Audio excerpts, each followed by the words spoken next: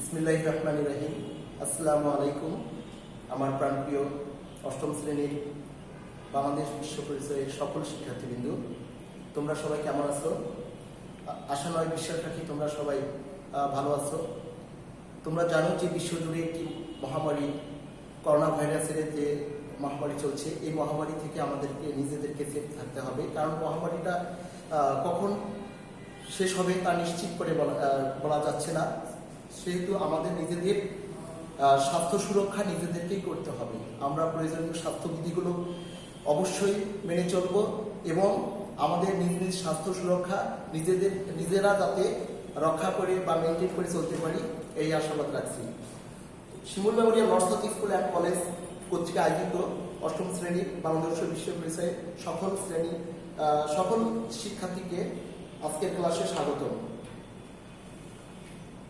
আজকের ক্লাস পরিচালনায় বা উপস্থাপনায় আমি আছি মোহাম্মদ মামসুদুর রহমান সরকার, সহকারী শিক্ষক, বাংলাদেশ বিশ্ব পরিচয়, Shimul memorial north school and college. সুপ্রিয় শিক্ষার্থীবৃন্দ, আজকে আমাদের পাঠ, আমরা একটি নতুন অধ্যায় আলোচনা করব, বাংলাদেশের প্রাকৃতিক সম্পদ। আমাদের আজকের পাঠ যেগুলো আমরা আলোচনা করব, 1, 2, 3 এবং 2 পার্টের বিষয়বস্তু হচ্ছে বাংলাদেশের বিভিন্ন প্রাকৃতিক সম্পদ, আর্থসামাজিক অগ্রগতিতে প্রাকৃতিক সম্পদের ভূমিকা। পার্ট 3 আছে বাংলাদেশের জীববৈচিত্র্য। 1 এবং 2 পার্ট, 1 থেকে 3 পার্টটা খুব ইম্পর্টেন্ট তোমাদের জেএসসির জন্য, কারণ এখান থেকে প্রতি বছরেই একটা না একটা কোশ্চেন হয়ে থাকে। আজকের পাঠের শিখন ফল বা এই পাঠ শেষে আমরা যা জানতে পারবো, বাংলাদেশের প্রাকৃতিক সম্পদের ধারণা জানতে পারবো, আর্থসামাজিক ক্ষেত্রে প্রাকৃতিক সম্পদের ভূমিকা কি জানতে পারবে, বাংলাদেশের জীববৈচিত্র্য অবস্থা জানতে পারবে, জীববৈচিত্র্য রক্ষার জন্য করণীয় সমূহ জানতে পারবে। সুপ্রিয় শিক্ষার্থীবৃন্দ, তোমরা অবশ্যই খাতা কলম নিয়ে বসে আছো। তোমরা সুন্দর করে আজকের পাঠের আলোচ্য বিষয়গুলো খাতার মধ্যে সুন্দর করে লিখে দাও। আজকের আলোচ্য বিষয় সম্পদ, প্রাকৃতিক সম্পদের ধারণা, সংজ্ঞা, বাংলাদেশের বিভিন্ন প্রাকৃতিক সম্পদ, আর্থসামাজিক অগ্রগতিতে প্রাকৃতিক সম্পদ, জীববৈচিত্র্য, বাংলাদেশের জীববৈচিত্র্যের অবস্থা, জীববৈচিত্র্য রক্ষার জন্য করণীয় সমূহ।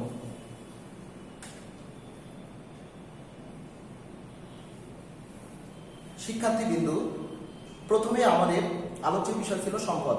সম্পদ কি? আমরা জানি যে যেসব দ্রব্যের উপযোগ আছে, যা হস্তান্তরযোগ্য এবং যা মানুষের অভাব পূরণ করতে বিশেষভাবে সহায়ক, তাকে আমরা অর্থনীতির ভাষায় সম্পদ বলি। তো এই সম্পদের বিভিন্ন শ্রেণী বিভাগ আছে। আমরা আজকে আলোচনা করব বাংলাদেশের প্রাকৃতিক সম্পদ। প্রাকৃতিক সম্পদ কাকে বলে এটা আমাদের আসলে জানা দরকার। আমরা যদি প্রদর্শিত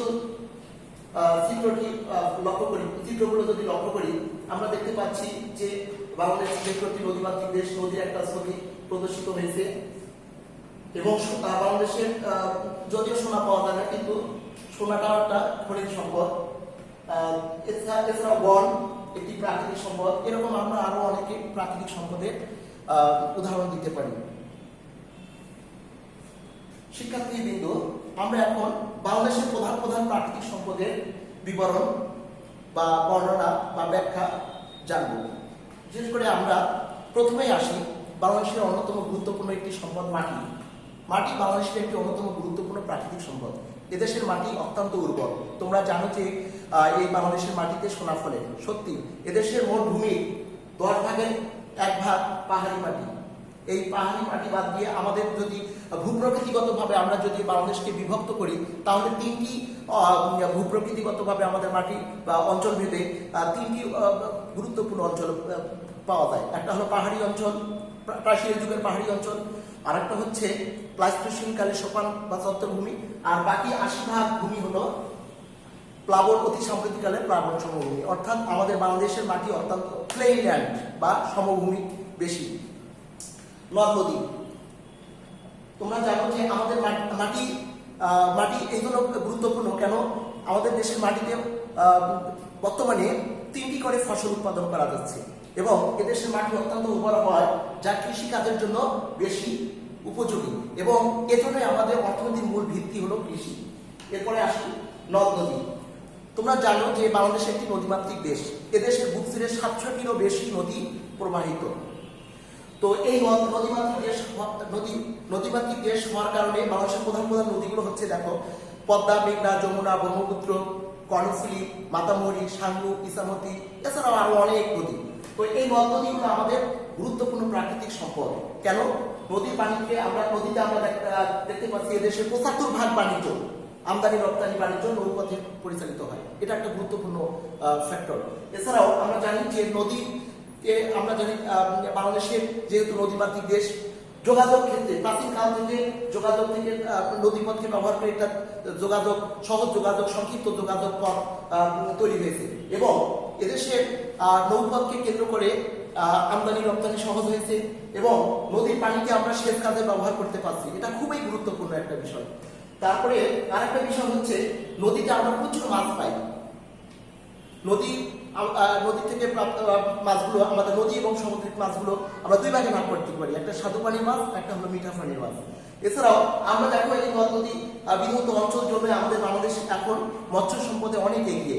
ইলিশ রপ্তানিতে বাংলাদেশ এখন প্রথম স্থান অর্জন করেছে এবং মৎস্য রপ্তানিতে এখন সারা বাংলাদেশ তৃতীয় স্থানে অবস্থান করছে সারা বিশ্বের মধ্যে। এখন খনিজ সম্পদ আরেকটা বিষয় যেটা না বললে নাই, নদ নদীর পানিকে ধরে রেখে আমরা বিদ্যুৎ উৎপাদন করতে পারছি।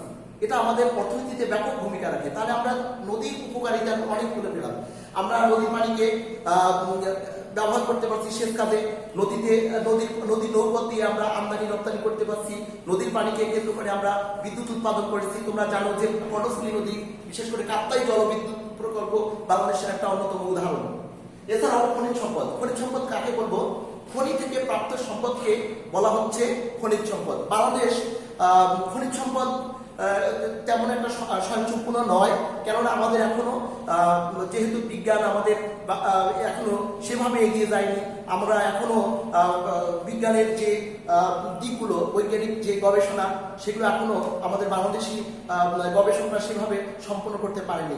যাই হোক, আমাদের দেশের মাটির নিচ থেকে অনেক খনিজ সম্পদ পাওয়া যাচ্ছে, তার মধ্যে হলো প্রাকৃতিক গ্যাস, কয়লা। এছাড়াও আছে আমাদের খনিজ সম্পদের মধ্যে চুনা পাথর, সিলিকা বালি।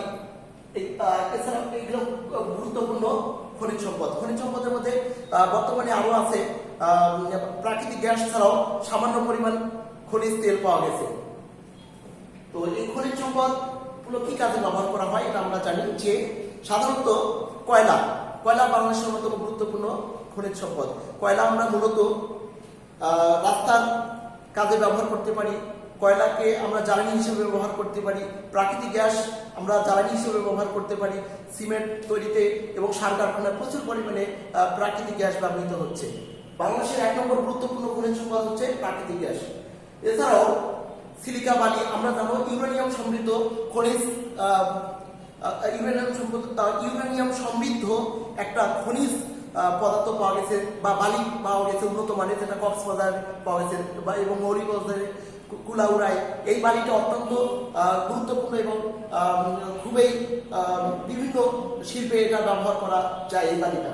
এছাড়াও বনজ সম্পদ, বনভূমি থেকে প্রাপ্ত সম্পদকে আমরা জানি বনজ সম্পদ বলা হয়।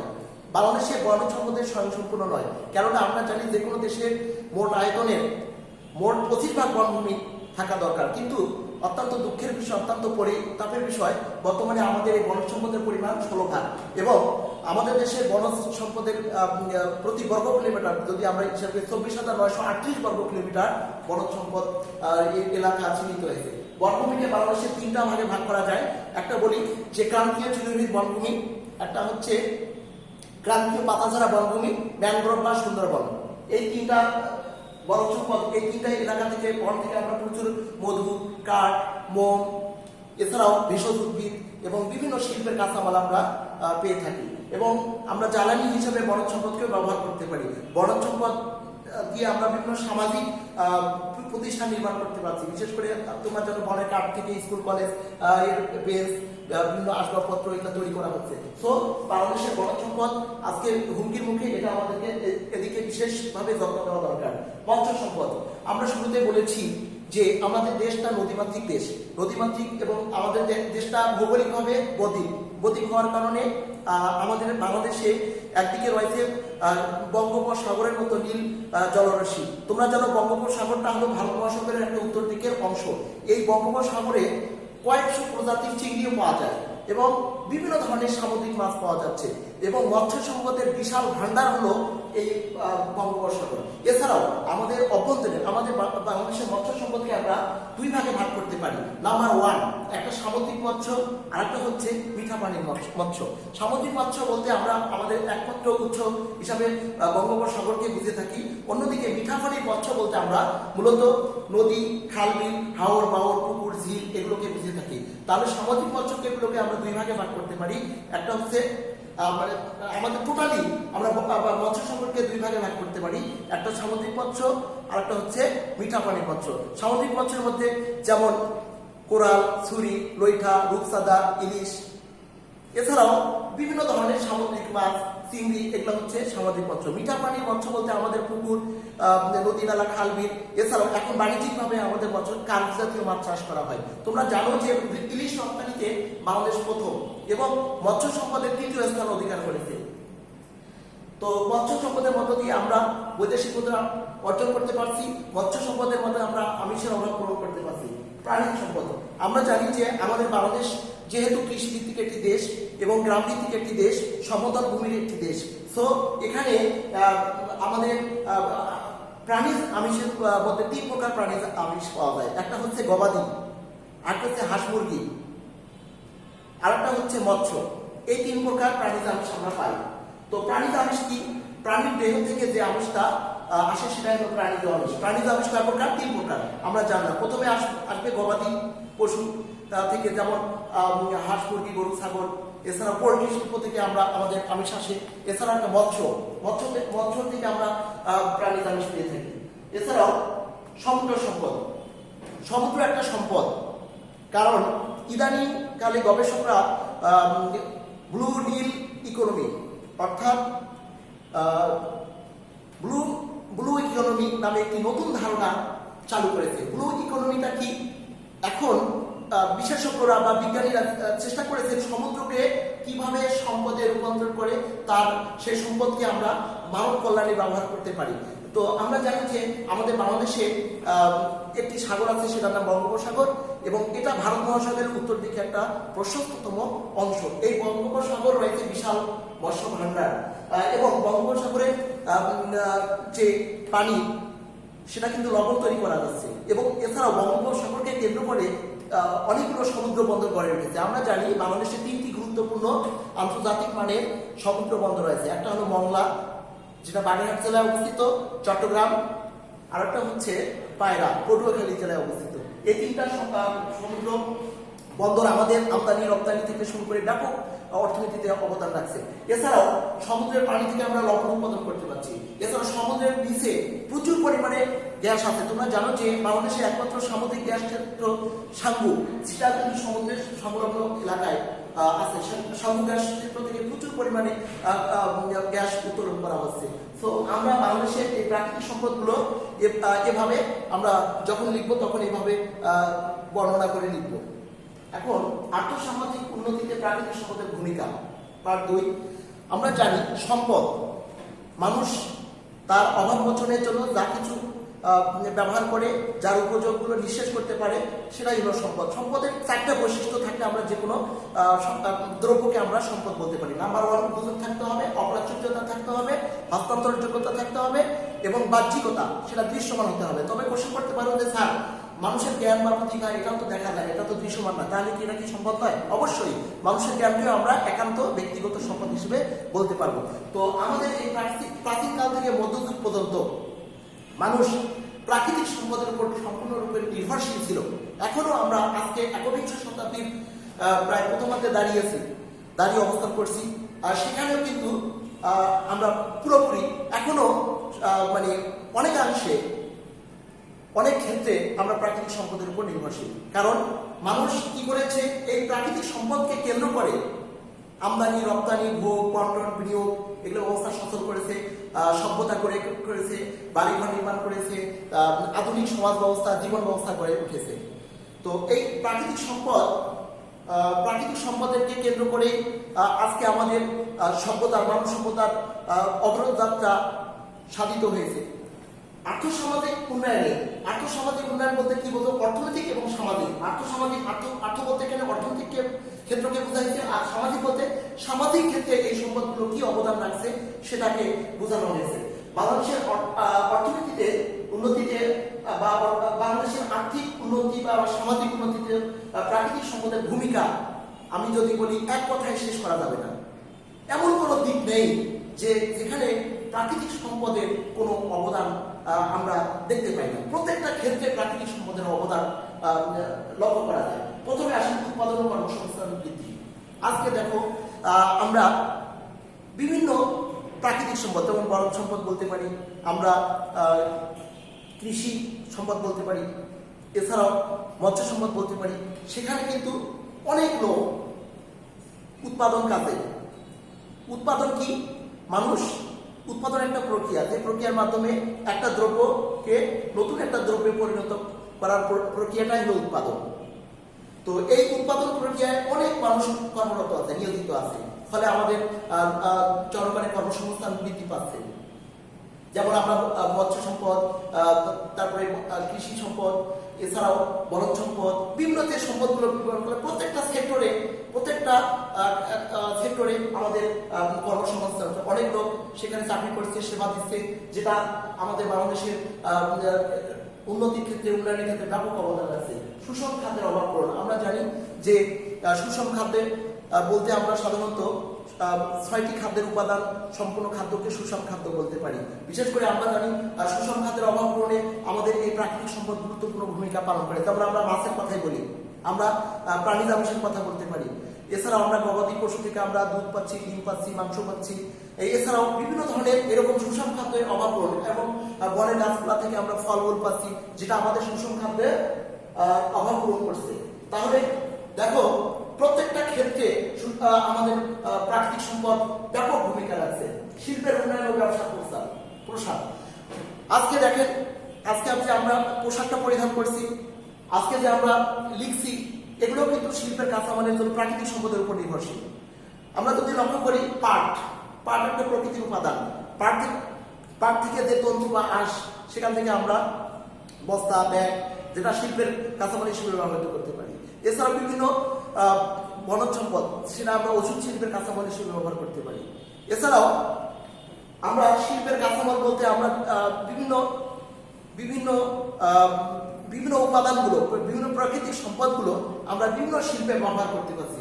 এভাবে শিল্পের কাঁচামাল হিসেবে আমাদের একটা সম্পদ বিশেষভাবে অবদান রাখছে। যেমন এই শিল্পের কাঁচামাল আমদানি রপ্তানি এবং বহির্বিশ্বের আমরা এই কাঁচামালগুলো রপ্তানি করে প্রচুর বৈদেশিক মুদ্রা অর্জন করতে পারছি। এছাড়াও বনজ সম্পদের ভূমিকা। আমরা জানি যে বাংলাদেশের বনজ সম্পদের পরিমাণ অনেক কম, বলতে গেলে 16 ভাগ বনভূমি আছে আমাদের বাংলাদেশে, আর এরিয়া বা এলাকায় ভিত্তিক 20,938 বর্গ কিলোমিটার বন, যেটা আমাদের প্রয়োজনের তুলনায় অত্যন্ত সীমিত। এবং এই বনজ সম্পদ আমাদের বিভিন্নভাবে সহায়তা করতেছে। দেখো আমাদের আজকে প্রাকৃতিক দুর্যোগের হাত থেকে আমাদের সুন্দরবন মোটামুটি আল্লাহর রহমতে রক্ষা করতেছে, যে আইলা, সিডর, এগুলো থেকে, এবং বনজ সম্পদ আমাদের রক্ষা করতেছে। বন থেকে আমরা মধু পাচ্ছি, বন থেকে আমরা কাঠ পাচ্ছি, বন থেকে আমরা প্রকৃতির যে ভারসাম্য, সেটা গুরুত্বপূর্ণ অবদান রাখছে। এছাড়াও দারিদ্র মোকাবিলা, আমাদের অভাব অসীম, এই কিন্তু সম্পদ সীমিত। এই সীমিত সম্পদ নিয়ে আমরা বাংলাদেশের দারিদ্র মোকাবেলা করতে গুরুত্বপূর্ণ ভূমিকা পালন করছে।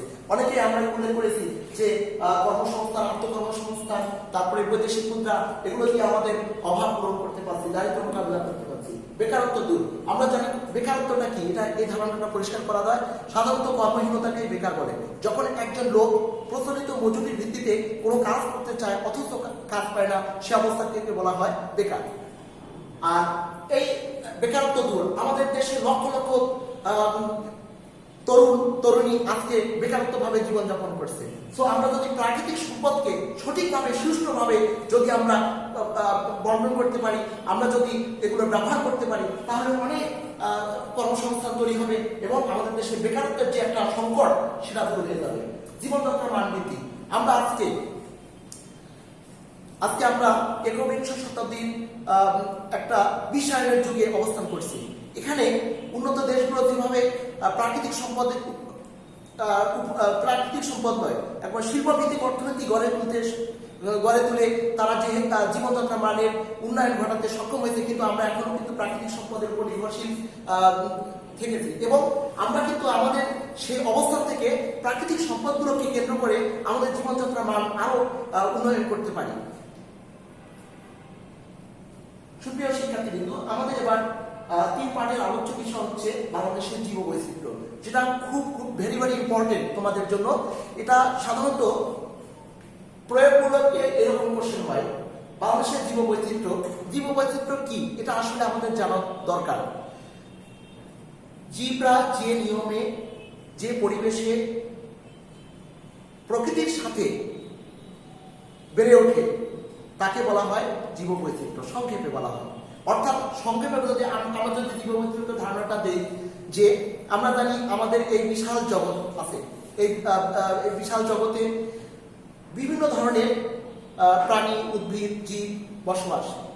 এখানে প্রাকৃতিক পরিবেশ, এখানে মানবিক পরিবেশ, এখানে সামাজিক পরিবেশ, এখানে জলজ পরিবেশ, এখানে স্থলজ পরিবেশ। বিভিন্ন পরিবেশের মধ্যে জীব এবং জলের মধ্যে বিভিন্ন আন্তঃপ্রক্রিয়া, ক্রিয়া প্রতিক্রিয়া এবং ভাবের আদান প্রদান এগুলো সংগঠিত হয় এবং সামষ্টিকভাবে জীব এবং জলের মধ্যে যে বিকশিত হওয়ার যে অবস্থা, সেটাই হলো জীববৈচিত্র্য। বাংলাদেশের জীববৈচিত্র্য অবস্থা আমরা জানি, বাংলাদেশের জীববৈচিত্র্যের আলোচনা করতে গেলে সার্বিকভাবে সারা পৃথিবীতে কি রকম জীববৈচিত্র্য অবস্থান করছে সেটা আসলে জানা দরকার। আমরা জানি আজ থেকে 6 কোটি বছর আগে পৃথিবীতে আবহাওয়া এবং জলবায়ুতে একটি পরিবর্তন আসছিল। আবহাওয়া জলবায়ু পরিবর্তনের কারণে প্রকৃতিতে আমাদের একটা ভারসাম্যহীন অবস্থা বিরাজ করেছিল, যার ফলে আমরা কিন্তু আজকে ডাইনোসরকে হারিয়েছি। কোটি কোটি বছর আগে এই জীবটি স্থল এবং জলজ উভয় বিচরণ করতে পারত, কিন্তু ডাইনোসর আজকে নেই। আমরা দেশীয় প্রজাতির অনেক মাছকে হারিয়েছি। আজকে পুঁটি, ট্যাংরা, মাগুর, কই এইরকম দেশি মাছগুলো খুব একটা দেখা যায় না। আমরা অনেক দেশীয় শকুনকে হারিয়েছি, অনেক পাটপাখালিকে হারিয়েছি।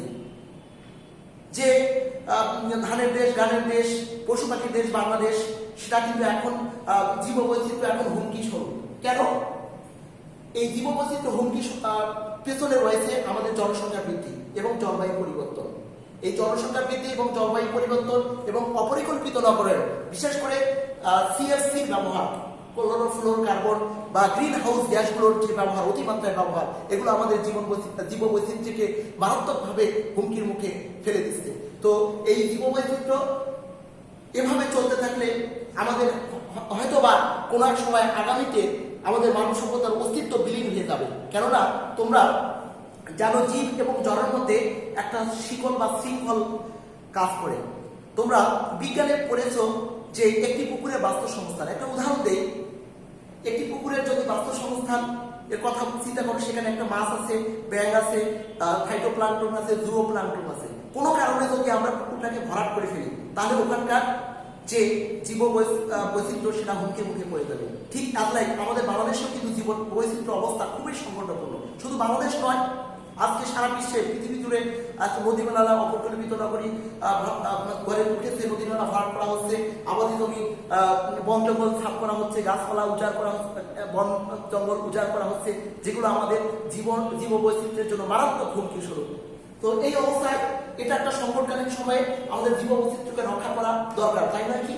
তো এই জীববৈচিত্র্য রক্ষা করার জন্য আমাদের আসলে কতগুলো করণীয় আছে। কারণ যেহেতু আমরা নাগরিক, আমরা এখন শুধু বাংলাদেশের নাগরিক না, আমরা বিশ্বমানের নাগরিক। তো বিশ্বমানের নাগরিক হিসেবে আমাদের অবশ্যই কিছু করণীয় আছে, যা তোমাদের পঠিত পুস্তকে সুন্দরভাবে উল্লেখ করা আছে। প্রথমে আমাদের জনসংখ্যা হ্রাস করতে হবে। তোমরা কি জানো যে ছোট্ট একটি ভূখণ্ড 1,47,570 বর্গ কিলোমিটার দেশে বর্তমানে 16 কোটি প্লাস জনসংখ্যা বসবাস করছে? পৃথিবীর অন্যান্য দেশের তুলনায় আমাদের জনসংখ্যার একটা মহা বিস্ফোরণ ঘটেছে।